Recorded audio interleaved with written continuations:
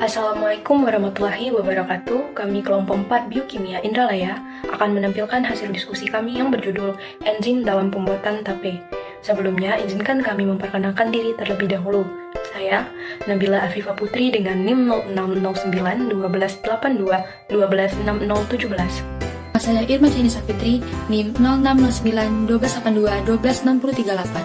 Saya Lutfi Mei Damayanti, NIM 0609 11 82 12 6008. Saya Muhammad Atila dengan NIM 0609 1282 12626. Tujuan pembelajaran, mahasiswa mampu mengkaji implikasi enzim dalam kehidupan sehari-hari. Teori.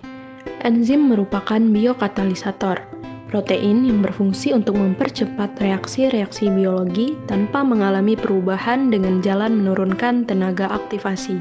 Pada reaksi yang dikatalisasi oleh enzim, molekul awal yang bereaksi disebut dengan substrat, dan enzim mengubah molekul tersebut menjadi molekul-molekul yang berbeda menjadi produk.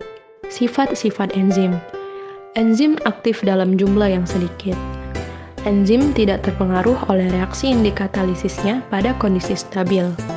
Enzim tidak mempengaruhi kesetimbangan reaksi, serta kerja katalis enzim bersifat spesifik.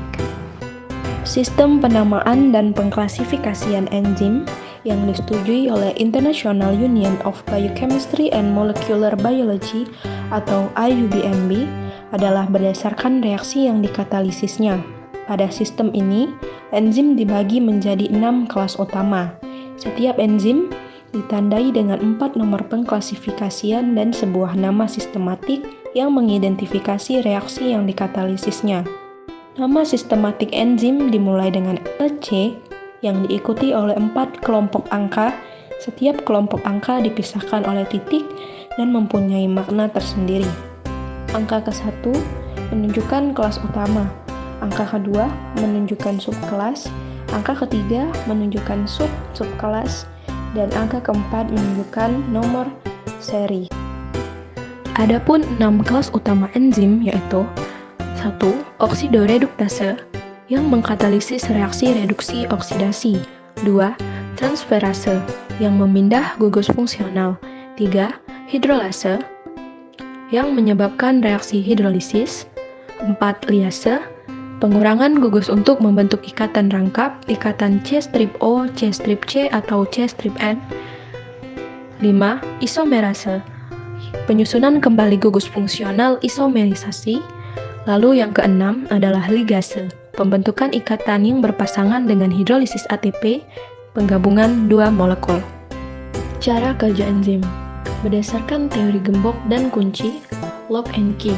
Menurut teori ini, suatu enzim hanya bekerja untuk satu jenis substrat saja yang akan berkaitan pada sisi aktif. Enzim diibaratkan sebagai gembok dan substrat diibaratkan sebagai kunci. Enzim bergabung dengan substrat membentuk kompleks enzim substrat. Kemudian, berdasarkan teori induksi pas atau induced fit, enzim diibaratkan dapat melakukan penyesuaian bentuk untuk berikatan dengan suatu substrat. Hal ini ditujukan untuk meningkatkan kecocokan dengan substrat dan membuat ikatan antara enzim dan substrat menjadi lebih reaktif. Prosedur proyek. 1. Pelajari dan pahami materi mengenai enzim. 2. Siapkan alat dan bahan untuk pembuatan tape. 3. Videokan setiap tahapan pembuatan tape. 4. Edit rekaman video semenarik mungkin. Adapun sampel yang kami gunakan yaitu ubi kayu atau singkong, ragi untuk membuat tape.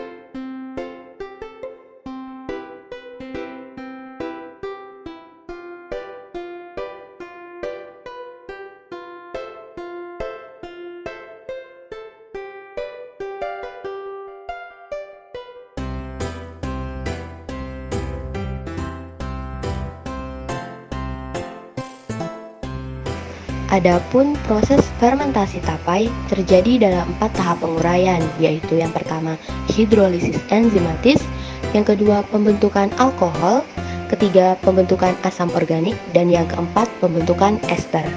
Adapun tahapan yang pertama yaitu hidrolisis enzimatis, di mana hidrolisis pati merupakan proses pemecahan molekul amilum menjadi bagian-bagian penyusunnya yang lebih sederhana seperti dekstrin, isomaltosa, maltosa, dan juga glukosa, di mana terjadi reaksi seperti terlampir pada video berikut ini.